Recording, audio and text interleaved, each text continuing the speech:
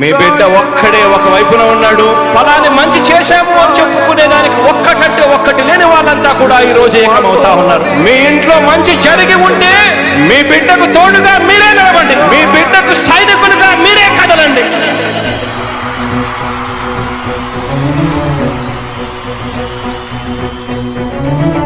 మీ ఇంట్లో మీ బిడ్డ వల్ల మీకు మంచి జరిగి ఉందా లేదా అన్నది మాత్రమే ఆలోచన చేయండి. మీ ఇంట్లో మీ బిడ్డ వల్ల మీకు మంచి జరిగి ఉంటే మాత్రం మీ బిడ్డకు సైనికులుగా మీరే నిలవండి అని చెప్పి సందర్భంగా కోరుతా ఉన్నా.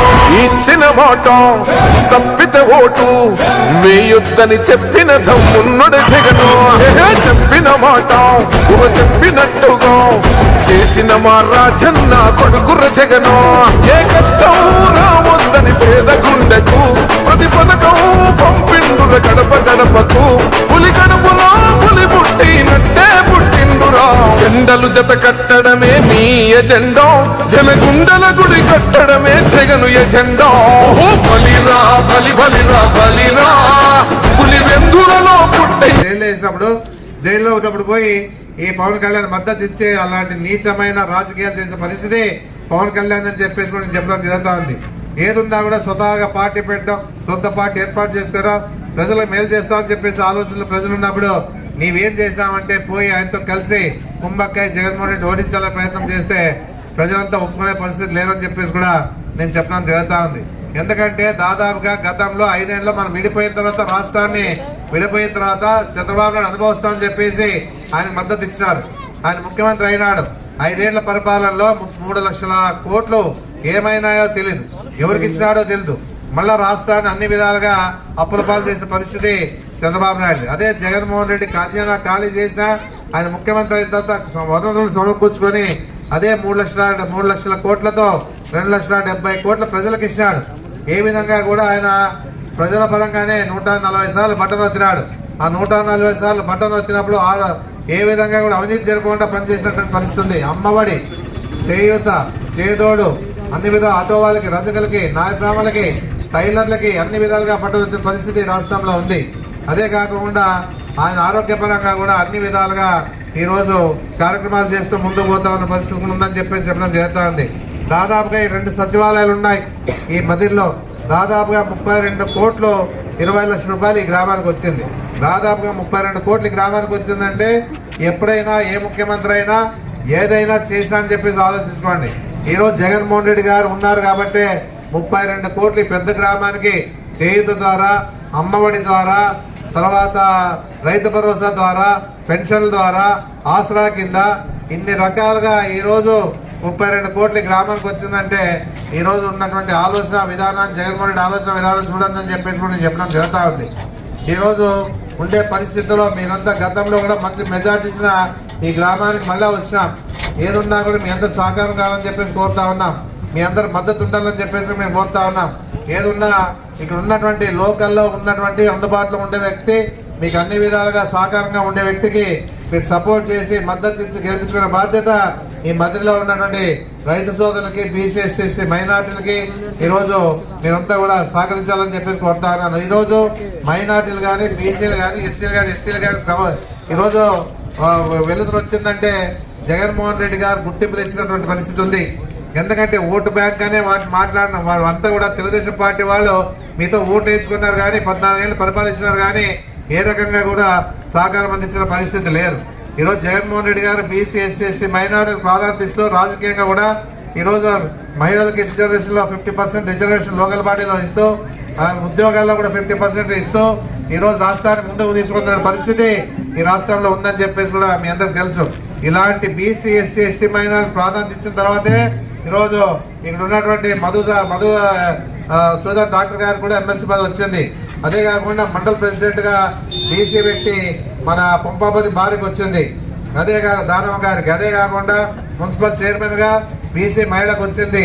కౌన్సిలర్ దాదాపుగా ఇంతమంది మహిళలకి 15 మంది కౌన్సిలర్లు ఉన్నారు. సర్పంచులు కూడా చాలా మంది ఉన్నారు. ఎంపీటీలు కూడా చాలా మంది ఉన్న పరిస్థితి. 50% రిజర్వేషన్ వచ్చిన పరిస్థితి ఉందని చెప్పేసి కూడా మీ అందరూ కూడా చెప్పడం జరుగుతూ ఉంది. అందుకే ఇలాంటి పరిస్థితుల్లో ఒకటి చెప్తా ఉంటాడు మన పార్సార్థి గారు, బీసీలు అణగదొక్కుతా ఉన్నాడు ఎమ్మెల్యే అని చెప్పేసి చెప్పే పరిస్థితి చేస్తా ఉన్నాడు. బీసీలు ఎమ్మెల్యే అణగదొక్కలేదు. చంద్రబాబు నాయుడే బీసీ పరంగా వ్యతిరేకతతో ఉన్న పరిస్థితి కూడా ఉంది. ఎందుకంటే బీటీ నాయుడు జిల్లా అధ్యక్షునిగా ఉంటే అది తొలగించి తిక్కారెడ్డికి ఇచ్చినాం. ఇది గమనించుకోని చెప్పేసి కూడా నేను పాఠశాలకు చెప్తా ఉన్నాను. ఏమి తెలియని రాజకీయ నాయకుడు నువ్వు, ఓనామాలు కూడా నీకు రాజకీయాలు తెలియవు. ఇలాంటి పరిస్థితుల్లో నువ్వు ఏం మాట్లాడుతున్నావో నీకే తెలియదు. ఏదున్నా కూడా రాజకీయం అంటే ఏమి, ప్రజలంటే ఏమి, గ్రామాలంటే ఏమి, గ్రామాలు ఉండే పరిస్థితులు అంటే రైతులంటే ఏమి తెలియని పరిస్థితుల్లో నువ్వు ఉన్నావని చెప్పేసి నేను చెప్పడం జరుగుతుంది. ఇక్కడికి పోతే స్క్రిప్ట్ పట్టుకుంటావు, ఏదో రకంగా మాట్లాడే విషయాలు మాట్లాడుకోకుండా వ్యక్తిగతంగా మాట్లాడి మమ్మల్ని విమర్శించే పరిస్థితి చేస్తా ఉన్నావు. ఏ తప్పుడు పని ఎప్పుడు కూడా ఈ ఎమ్మెల్యే చేయడం చెప్పేసి గుర్తుపెట్టుకో పార్థసారథి. నీవేదైనా ఉన్నా నీ తప్పుడు ఆలోచనలు ఉన్నాయి కాబట్టి ఈ తప్పుడు ప్రచారాలు చేస్తా ఉన్నాయని కూడా నేను చెప్పడం జరుగుతూ ఉంది.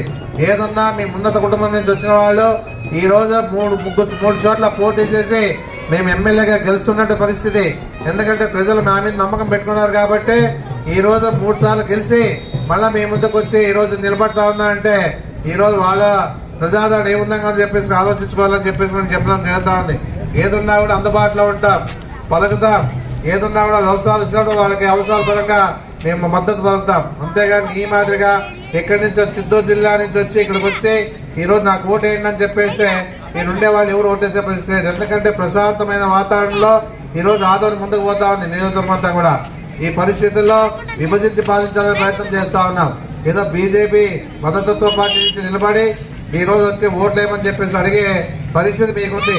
కానీ ఇక్కడ లోకల్లో ఉంటూ జగన్మోహన్ రెడ్డి ద్వారా సంక్షేమ కార్యక్రమాలు అందిస్తూ రైతుల పరంగా కూడా ఆదుకుంటూ ఈ ప్రజల సంక్షేమంతో పాటు అందరికి కూడా పరంగా విద్యపరంగా ఈ పరిస్థితులు అడిగే హక్కు మాకు మీకు లేదని చెప్పేసి కూడా ఉంది.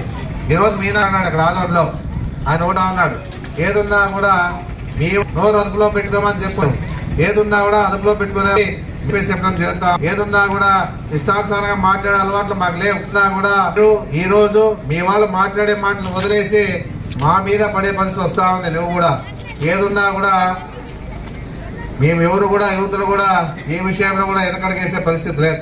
ఏదున్నా ముందడుగేసి ప్రజలతో పోయి ప్రజల మద్దతు చూరుకుంటామే కానీ మీ మాదిరిగా ఏదో ఇష్టానుసారంగా మాట్లాడి ప్రజలు భయప్రాంతాలు చేసి ఏదో గొప్పలు చెప్పుకునే పరిస్థితి మీకు ఉండొచ్చేమో కానీ మాకు ఆ పరిస్థితి లేదు.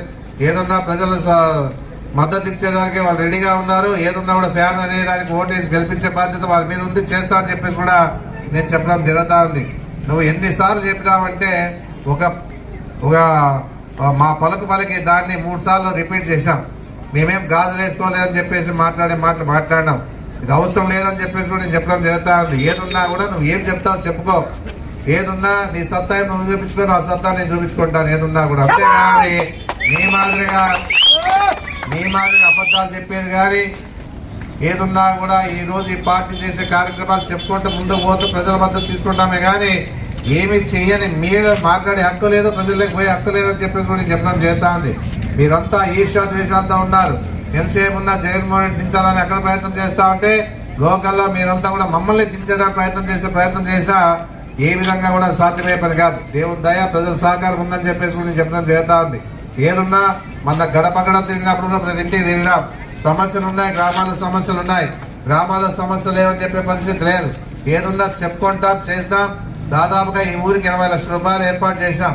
ఎందుకంటే త్వరగా అది ఆర్డర్ కాపీ రాలేదు కాబట్టి 80 లక్షల రూపాయలతో పని చేయలేకపోయినా అని చెప్పేసి కూడా చెప్పడం జరుగుతాం. ఏదున్నా ఎలక్షన్ వెంటనే ఉన్నటువంటి 80 లక్షలతో ఏదేదైతే చేయగలుగుతామో రోడ్లు బీసీ కాలనీలో కానీ ఇంకా ఎక్కడైనా కానీ ఎస్సీ కాలనీలో కానీ ఎక్కడైతే రోడ్లు వేయాలో అవన్నీ కూడా పూర్తి స్థాయిలో కంప్లీట్ చేసి అవన్నీ కూడా వాళ్ళకి సహకరిస్తా అని చెప్పేసి కూడా నేను చెప్పడం జరుగుతూ ఉంది. ఏదున్నా ఇక్కడ ఉన్నటువంటి పరిస్థితుల్లో సర్పంచ్ గారి విషయం చెప్తా ఉన్నాను. సర్పంచ్ గారు మంచి వ్యక్తి అయినా కూడా మంచి మద్దతు ఇచ్చి ఈ రోజులో సర్పంచ్ గారు మంచి మెజార్టీతో గెలిపించారు. దయచేసి సర్పంచ్ గారు యువకుడు కాబట్టి చెప్తా ఉన్నాను. ఏదున్నా ప్రజల మద్దతు చూరమనాలా, ప్రజల్లో ఉండాలా, ప్రజలకు ఇబ్బంది ఉన్నటువంటి పరిస్థితుల్లో సహకారం ఇవ్వాలా. ఆ విధంగా ఉన్నప్పుడే ఏదైనా కానీ మీ మీద గౌరవం పెరుగుతా చెప్పడం జరుగుతా ఉంది. ఏదున్నా మా ముందరే ఇంత ఇదిగా గడప వచ్చినప్పుడు చూసినా ఈ విధంగానే చెత్త మీకు ఏర్పడిన పరిస్థితి ఉంది. ఏదున్నా కూడా ఇలాంటి సమస్య ఉన్నప్పుడు రోజు 2 రోజులకు ఒకసారి ఈ సమస్యను పరిష్కరించడానికి మీరు బాగా ఆలోచించాలని చెప్పేసి నేను చెప్పడం జరుగుతా ఉంది. ఎందుకంటే నువ్వు ఇంకా యువకుడు, రేపు ఇంకా ఎంతో మందికి రిజర్వేషన్లు వస్తాయి. ఆ రిజర్వేషన్లో ఏదైనా రావచ్చు. అలాంటి పరిస్థితిలో బాగా పనిచేసి పేరు తెచ్చుకున్నామంటే ఈ పరిస్థితి వాళ్ళతో అనిపించుకునే పరిస్థితి ఉందని చెప్పేసి కూడా మీ అందరికి చెప్తా ఉన్నాను.